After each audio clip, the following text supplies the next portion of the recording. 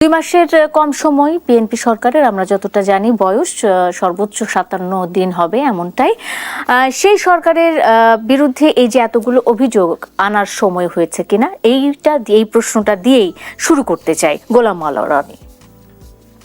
প্রথমত হলো কি যে জামাত একটা অভিজ্ঞ দল, দীর্ঘদিন সেই ব্রিটিশ জমানাতে প্রতিষ্ঠিত একটি রাজনৈতিক দল, যারা সর্বভারতীয় রাজনীতি করেছে, পাকিস্তানের রাজনীতি করেছে, স্বাধীন বাংলাদেশের মুক্তিযোদ্ধাদেরকে মোকাবেলা করেছে এবং তাদের রেগুলার ফোর্স, মানে আপনি চিন্তা করেন রাজাকার, আলবদর, শামস, এই সকল যে প্যারা মিলিটারি গ্রুপ 9টা মাস ভারতীয় আর্মির সাথে যুদ্ধ করেছে এবং একই সঙ্গে পাকিস্তানের মুক্তিযোদ্ধাদের সঙ্গে যুদ্ধ, আমি বললাম মুক্তিযোদ্ধাদের সাথে যুদ্ধ করার সাথে সাথে তো তারা ভারতীয় আর্মিদের সাথে যুদ্ধ করেছে।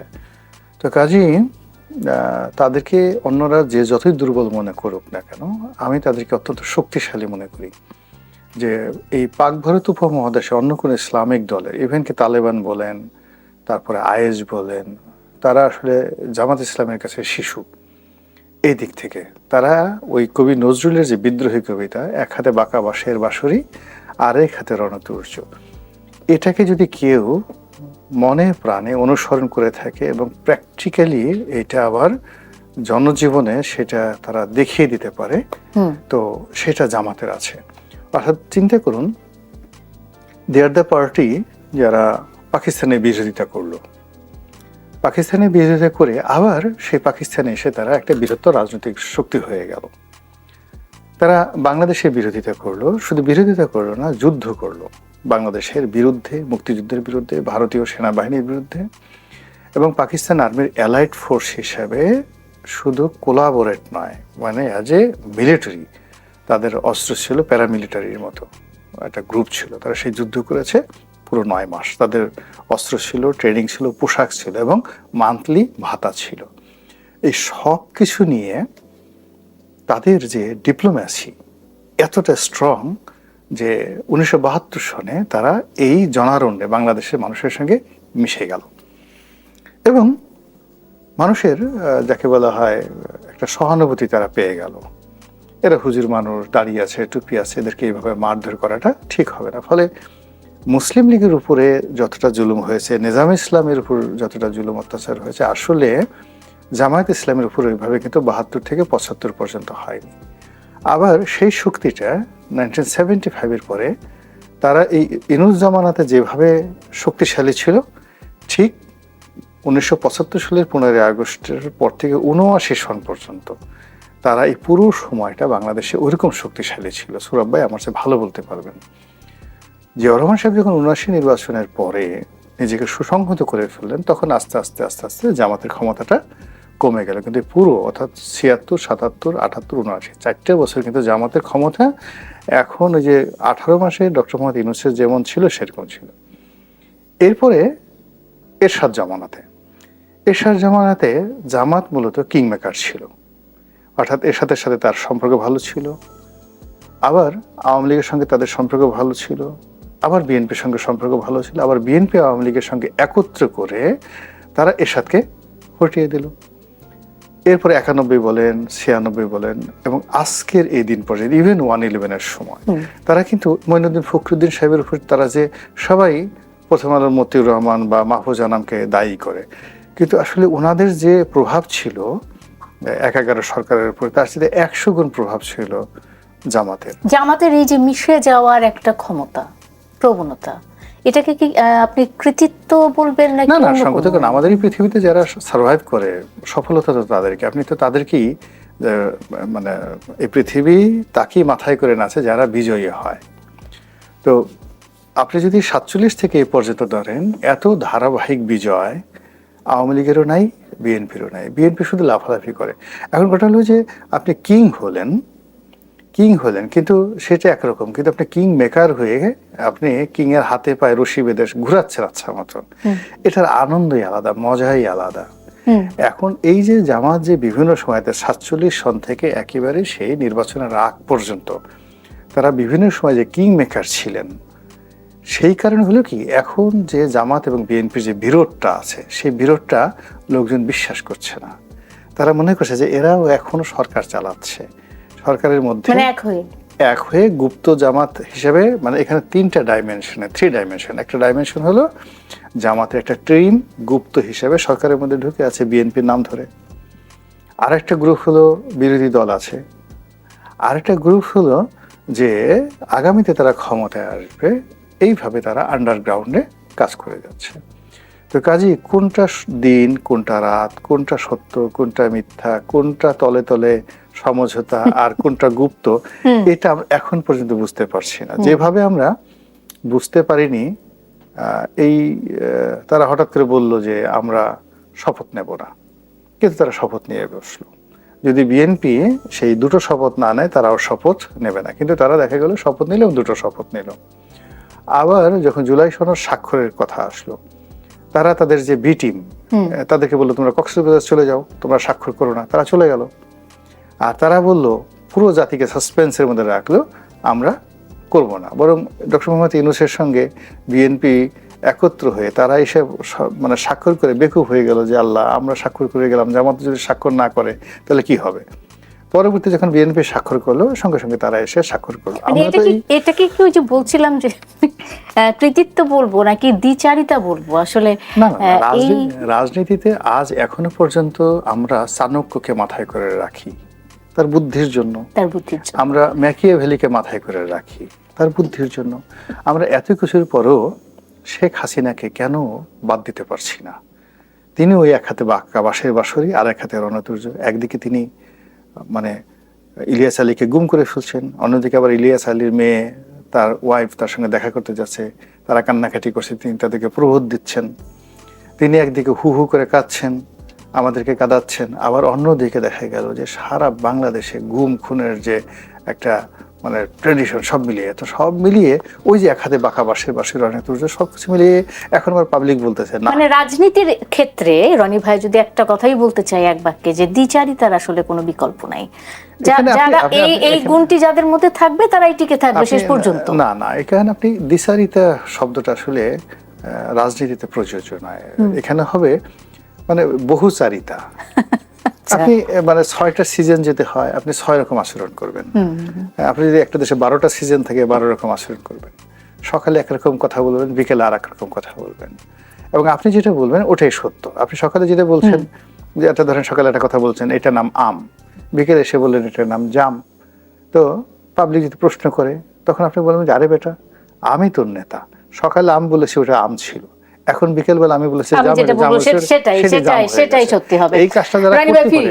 নির্বাচন কমিশনের তথ্য অনুযায়ী সংরক্ষিত 50টি আসনের মধ্যে বিএনপি নেতৃত্বাধীন জোট পাচ্ছে 36টি, জামায়াত ইসলামী জোট 13টি এবং স্বতন্ত্ররা 1টি আসন পাচ্ছে।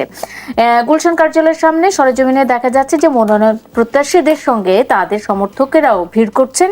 দিন শেষে কারা দলীয় মনোনয়ন পাচ্ছেন তা নিয়ে তারা আলোচনা জল্পনা করছেন। বিএনপি ত্যাগীদের মূল্যায়ন করবে এমনটাই মনোনয়ন প্রত্যাশী নারীরা মনে করছেন, তবে তারা আশ্বস্ত হতে পারছেন না।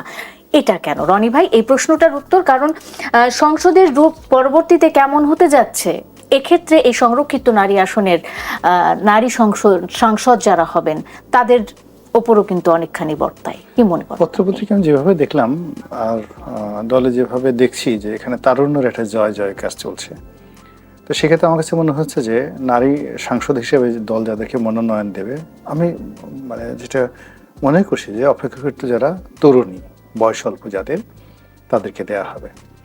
2 নম্বর হলো যে যেহেতু তারেক রহমান সাহেব তার আশেপাশে যারা লোক যাচ্ছেন সবাই দেখতে সুন্দর, হ্যান্ডসাম, তো এখানে যারা আসবেন তাদেরকে ওইরকমভাবেই দৃষ্টিনন্দন, প্রেজেন্টেশন সৃজনশীল, যাদেরকে দেখলে চোখ ঠান্ডা হয়ে যাবে, অন্তর শীতল হয়ে যাবে, লোকজন বলবে যে না বিএনপির রুচি আছে, এইরকম প্রার্থীদেরকে সম্ভবত প্রিভিলেজ দেওয়া হবে। থার্ডলি হলো যে যাদের ন্যাশন ওয়াইড একটা পরিচিতি আছে, যেমন আওয়ামী লীগ মমতাজকে দিয়েছিল, তো সবাই বললো মমতাজ ভালো গায়িকা কিন্তু লেখাপড়া ছিল না। বিএনপি চাইবে যে গায়িকা লেখাপড়াও আছে, দেখতেও সুন্দর, মমতাজের চেয়ে সুন্দর হতে হবে। আবার সেখানে সুবর্ণা মোস্তফাকে দেওয়া হয়েছিল, সুবর্ণা মোস্তফা গুণী অভিনেত্রী, কবরীকে দেওয়া হয়েছিল গুণী অভিনেত্রী। তো এখানেও দেখা গেল যে তারা ওরকম অভিনেত্রীদের মধ্যে এরকম কাউকে দিবেন যারা ঠিক মানে একেবারে যাদের বয়স 30-এর কোঠায় বা 35-এর কোঠায়, যারা এখনো পর্যন্ত শোবিজে আছে এবং যাদের প্রচুর ভক্ত আছে, সেই ভক্তরা আছে, ফলে এদের দিকে তাকিয়ে লোকজন রাগ হতে পারে বিএনপি। এবং এই সমস্ত নারীরা যখন সংসদে দাঁড়িয়ে জামাতের সমালোচনা করবে, তখন জামাতের জন্য বিপদ হয়ে যাবে। কারণ জামাত এই সমস্ত জনপ্রিয় নায়িকাদের সম্পর্কে, গায়িকাদের সম্পর্কে যেটা টু শব্দ করে, হাজার হাজার মানুষ রাস্তায় নেমে আসবে। ফলে আমার কাছে মনে হচ্ছে যে এবার নারী সংসদ সদস্য হিসেবে যাদেরকে মনোনয়ন দেবে, এটি নিয়ে বিএনপি আসলে প্র্যাকটিস করবে, মানে পলিটিক্স করবে যেন মানে এত সুন্দর দিবে। কিন্তু আসল রাজনীতিটার কি হবে? যারা রাজনীতি করে আসছে তাদের কি হবে? হ্যাঁ, মানে এমন অবস্থা, এমন সুন্দরী মেয়েদেরকে দেওয়া হবে জামাতের লোক যেন ওইদিকে তাকাতে বাধ্য হয়। আর তাকাইলে ক্যামেরা দেখবে যে ওই দেখো জামাতের লোকজন মেয়েদের দিকে তাকাচ্ছে। এরকম একটা ঘটনা মানে বিএনপি যদি পলিটিক্স করতে চায়, এরকম একটা ঘটনা ঘটতে পারে যে অবস্থা। তো দলের মধ্যে বিশৃঙ্খলা তৈরি হবে না? না, দলের মধ্যে তো দলের এখন হয় আমরা যারা গতানুগতিক রাজনীতি করি, আমরা একটা ভালো মেয়ে যারা আছে, ভালো মেয়ে আছে, ভালো পুরুষের দিকে তাকাই, সুন্দর চেহারা যারা আছে। শাহরুখ খানের দিকে কোন মেয়ে না তাকাবে, এটা নর্মাল ব্যাপার। কিন্তু দেখা গেল যে যদি পর্দা করে, এভাবে করে, সে যদি পর্দাটা উঠাইয়া শাহরুখের দিকে তাকায়, তাহলে কিন্তু লোকজন বলবে যে এটা কি পর্দা করে লাভটা কি। আবার ধরেন একটা হুজুর, একটা নায়িকা, সুন্দর একটা নায়িকা আছে, আমরা সবাই তাকাই, এই জন্য কেউ আমাকে মন্দ বলে না। কিন্তু দেখা গেল একদিন হুজুর তিনি তাকিয়েছেন, তখন লোকজন বলে যে এটা কি ধরনের হুজুর। তো এই জামাতের যারা লোকজন ওখানে গেছেন, তাদেরকে এই রাজনীতিটা একটা অসহনীয়, প্লাস তাদের জন্য বিব্রত করার জন্য বিএনপি যদি সবচেয়ে সুন্দরী, তন্নি এবং অ্যাট্রাকটিভ, জাস্ট লাইক ঐশ্বরিয়া রায়ের মতো এরকম খুঁজে খুঁজে সুন্দরীদেরকে সংসদে বসায়, আমি আশ্চর্য হব না। আপনি আশ্চর্য হবেন না। কিন্তু বিএনপি একটি বড় দল, সবাই বলে যে বড় দল। এ দলে কে এলো কে গেল সেটি আসলে খুব বড় বিষয় নয়। কিন্তু যারা এই 17-18 বছর ধরে নির্যাতিত, নিপীড়িত, তারা যদি মনোনয়ন না পায়, সেক্ষেত্রে দলের মধ্যে এক ধরনের বিদ্রোহ, বিক্ষোভ এটা তো তৈরি হতে পারে। এমনটা তো অস্বাভাবিক কিছু না। কিছুই না। এরা 17 বছর যারা নির্যাতিত ছিল, নির্যাতিত হতে হতে এখন দল ক্ষমতা আসে, তাদের চিকিৎসা দরকার, তাদের পুনর্বাসন দরকার, সেটা দল করবে। ইট ডাজ নট মিন এখন আমার মাঠে যুদ্ধ করার দরকার। এখন 17 বছর যাবত আপনি যুদ্ধ করতে করতে আহত হয়ে গেছেন, আমি তো নতুন একটা শক্তিশালী গ্রুপের সাথে যুদ্ধ করার জন্য আপনাকে নেব না। শুনবেন তো, বিএনপি তো বুদ্ধিমান একটা দল, ফলে তারা চিকিৎসার ভার নেবে, পুনর্বাসনের ভার নেবে, তাদেরকে কৃতজ্ঞতা প্রকাশ করবে, বাড়ি দিবে, গাড়ি দিবে। এই যে চীন ভ্রমণে যাও তোমরা, এই যে একদল চীনে ভ্রমণ করতে গেছে, ভ্রমণ করে আসো, তারপর চীন থেকে আসা বলে ভিয়েতনাম যাও, মালদ্বীপে যাও। আবার কেউ যদি বলে যে না আমি একটু ওমরা করতে যাই, এই যে ওমরা করতে যাও, ওমরা করে আসো, এই জিনিসগুলো তারা করবে এবং প্রয়োজনে আবার রিকশার পাম্প ছাড়বে। এরকম। সোহরাব ভাই, আপনার কাছে এই অংশে আসতে চাই। একটি প্রশ্ন তো ছিল যে বিএনপি কি আসলে পুরনো যে ক্ষমতা কাঠামো সেটিকে রক্ষা করতে চাচ্ছে? অনেকে বলছেন যে সরকার বিগত অন্তর্বর্তী সরকারের বিতর্কিত আন্তর্জাতিক চুক্তি বাতিল বা সংশোধনে কোনো পদক্ষেপ না নিলেও যে অধ্যাদেশগুলোতে জনগণের দীর্ঘদিনের লড়াই, সংগ্রাম ও আশা আকাঙ্ক্ষার প্রতিফলন ঘটেছিল, সেগুলোকে বাতিল, স্থগিত বা সংশোধনের পথে হাঁটছে। এমনটা অনেকে বলছেন যে সরকার কি আসলে পুরনো এসবের মাধ্যমে পুরনো ক্ষমতা কাঠামোকে রক্ষা করতে চাচ্ছে কিনা। সেটার ফল যে খুব একটা শুভ হয় না সেটা তো আমরা দেখেছি। আবার অনেকে এমনটাও বলছেন যে অধ্যাদেশগুলো পাশ না করে গণ অভ্যুত্থান ও সংস্কারের একক যে কর্তৃত্ব সেটা বিএনপি যেন জামাত বা এনসিপির হাতে তুলে দিচ্ছে। অনেকে মনে করছেন বিএনপি কেন জুলাইয়ের মালিকানা জামাত এনসিপির হাতে তুলে দিচ্ছে। দুটি প্রশ্ন একসাথে উত্তর চাই। সৌরভ হাসান। ধন্যবাদ। আপনার প্রশ্নের উত্তরে যাওয়ার আগে রনি ভাইয়ের প্রসঙ্গে একটু যেতে চাই। রনি ভাই তো জাতীয় সংসদের সদস্য ছিলেন, তিনি যে সংসদে ছিলেন সেই সংসদে যে অপূর্ণতা ছিলেন, আর রনি ভাই এই বর্তমান সংসদে তার পূর্ণতার একটা প্রতিচ্ছবি দেওয়ার চেষ্টা করছেন। তো খুব ভালো হতো যে রনি ভাই এই সংসদে থাকলে, তাহলে তার আশাটা পুরোপুরি পূরণ হতো। এটি একটি। দ্বিতীয় যে প্রশ্ন করেছেন, রাষ্ট্রের মালিকানা কার? রাষ্ট্রের মালিকানা তো জনগণের। ওই জনগণের, যে জনগণ মানে শ্রমজীবী, সাধারণ বৃহত্তর জনগোষ্ঠী, তার সাথে এই রাষ্ট্রের সম্পর্ক কতটা, তার সাথে এই সংস্কারের সম্পর্ক কতটা। পুরনো ধারায় শুধু সরকারি দল না, শুধু বিএনপি না, জামাত ইসলামী, এনসিপি সহ সবাই পুরনো ধারার ক্ষমতা কাঠামোর মধ্যেই থাকতে চায়। এই যে কিছু দুদক, মানবাধিকার কমিশন বা গুম কমিশন, এটা সংস্কার, এটা হলো উপরি কাঠামোর সংস্কার। মৌলিক যে সংস্কার দরকার, অর্থনৈতিক সংস্কার, সেটা এ ব্যাপারে তো কোনো কথা নেই। এমনকি যে আপনি বললেন যে বিদেশের সাথে বিতর্কিত চুক্তি করেছে জাতীয় স্বার্থ শেষ বিরোধী, মুহূর্তে এসে হ্যাঁ শেষ মুহূর্তে করলো, কিন্তু বিরোধী দল এর পক্ষে তো মানে এই চুক্তি বাতিলের দাবিতে তো রাস্তায় নামেনি। তাহলে তারা কিভাবে বলবো যে তারা নতুন ক্ষমতা কাঠামো চাচ্ছে? যে জাতীয় স্বার্থ বিরোধী যে চুক্তি হয়েছে সেই চুক্তি বাতিলের দাবিতে তারা আন্দোলন করছে না, তারা জুলাই সনদ অবশ্যই এটা এরকম একটা চুক্তি যে হয়েছে, খোদ আইন উপদেষ্টা যিনি ছিলেন তিনি তো নিজেই বলছেন যে আমি নিজেই তো জানি না যে এরকম একটা চুক্তি হয়েছে, তো বিরোধী দল জানবে কি করে? বিরোধী দল এখন তো জানে, তখন না জানো, কিন্তু এখন বিরোধী দল ওই চুক্তি বাতিলের দাবিতে রাস্তায় যে আন্দোলন করছে, ওই চুক্তিকে অন্তর্ভুক্ত করছে না কেন? এই চুক্তিও বাতিল করতে হবে।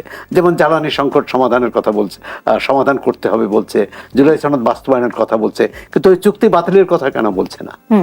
মানে জনমনের যে বিষয়গুলো জ্বলন্ত সমস্যা, সেই সমস্যাগুলো কতটা, জুলাই সনদ বাস্তবায়ন হলে ভবিষ্যৎ রাষ্ট্র কাঠামোর সরকারকে কিছুটা জবাবদিহির মধ্যে আনা যাবে। সরকারকে কিভাবে জবাবদিহির মধ্যে আনবেন?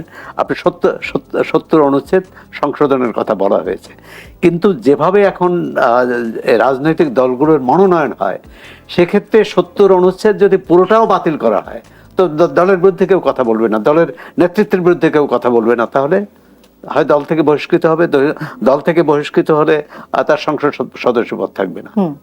সুতরাং সংস্কারের বিষয়টাই এদের মধ্যে সংকীর্ণ দৃষ্টিতে দেখা। আজকে যদি বিএনপি বিরোধী দলে থাকতো, আর জামাত ইসলামী বা তারা এখন যারা বিরোধী দলে, তারা যদি ক্ষমতায় থাকতো, তাহলে আন্দোলনের গতিপথটা কিন্তু ভিন্ন হতো। তখন দেখা যেত বিএনপি এই জুলাই সনদ বাস্তবায়নের জন্য রাস্তায় আন্দোলন করছে বা আওয়াজ দিচ্ছে, আর যারা ক্ষমতায় জামাত ইসলাম বা এনসিপি তারা চুপচাপ আছে। সুতরাং আমাদের মৌলিক সমস্যা, রাষ্ট্রের যে মৌলিক সমস্যা, গণতন্ত্রের মৌলিক সমস্যা, সেখানে যদি হাত না দেওয়া হয়, সেখানে যদি নজর না দেওয়া হয়, এই যে সংস্কার, এই জুলাই সনদের সাথে বাংলাদেশের সংখ্যাগরিষ্ঠ মানুষ, 17 কোটি মানুষের কোনো সম্পর্ক নেই এই রাষ্ট্রের সঙ্গে। সম্পর্ক হচ্ছে যারা সরকারি দলে আছে, বিরোধী দলে আছে, যারা আমরা টিভি টক শোতে বসি, যারা সংবাদ মাধ্যমে কাজ করি, যারা আমলাতন্ত্রে আছেন, এদের সাথে সম্পর্ক। তো সেখানে 19-20 হয়েছে, সেখানে যে সংস্কার এই প্রথম হয়েছে, বিএনপি যে 31 দফা বলেছে, সে 31 দফাও তো তাদের এই মানে কোনো কর্ম পরিকল্পনা নেই যে 31 দফা কিভাবে বাস্তবায়ন করবে। উচ্চকক্ষ নিয়ে এত আলোচনা হলো, প্রায় 1 বছর আলোচনা হলো, উচ্চকক্ষ কিন্তু এখন তারা যেহেতু একমত হতে পারবে না, উচ্চকক্ষ গঠিত হবে না। আর উচ্চকক্ষ যদি যে ভোট বিএনপি যেভাবে চাচ্ছে, সেটা তো বিএনপির আরেকটি বর্ধিত সভা হবে। সেটা তো গণমানুষের যে আকাঙ্ক্ষা পূরণ করবে না। তো সবটা মিলে এই সরকারি দল বিরোধী দল এটা অনেকটা আপোষে ঝগড়া কিনা, এ ব্যাপারেও প্রশ্ন আছে। আপোষে ঝগড়া কিনা এই ব্যাপারেও প্রশ্ন আছে। সৌরভ ভাই, নিশ্চয়ই আপনার এই লাইনটি আমি লিখে রাখলাম এবং